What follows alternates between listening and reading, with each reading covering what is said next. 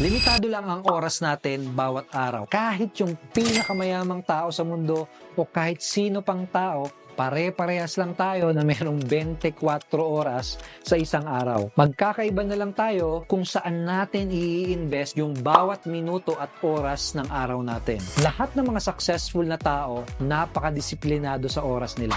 Paggising nila sa umaga, alam na kagad nila kung ano yung mga unang gagawin nila. Alam na nila kung ano yung mga daily priorities nila. Meron silang malinaw na schedule. Alam nila kung anong unang gagawin nila sa umaga, sa tanghali, sa hapon, pati sa gabi.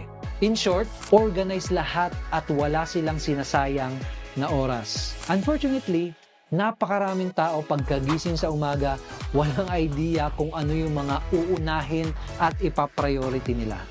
Ano kayang gagawin ko ngayong araw? Mag-games na lang ako. Pupunta na lang ako sa kaibigan ko. Maglalakwatsa na lang ako.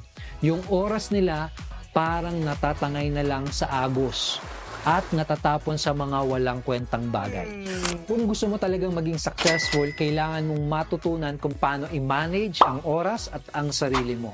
At ang maganda, meron kang mga apps na pwedeng i-download sa cellphone mo at gamitin para ma-manage mo ng mabuti ang oras at ang sarili mo. Ako ang gamit ko na app ay Google Calendar para i-manage ang sarili ko at ang schedule ko. Ang isa pang napakagandang benefit ng skill na ito, kapag natutunan mo ng mag-manage ng oras at ng sarili mo, ay masisigurado mo na meron kang work-life balance. Mababawasan mo ang stress, ang anxiety mo sa trabaho mo at sa negosyo mo kasi mapaplano mo kung kailan ka magtatrabaho, kung kailan ka mag-i-spend ng oras sa mga hobbies mo, kung kailan ka mag-i-spend ng oras sa family mo. Yes, maganda yung trabaho ka ng trabaho, maganda yung idea na 10x hustle, no? Hataw ng hataw, overtime ng overtime. Pero tandaan mo, you work best kapag meron kang pahinga.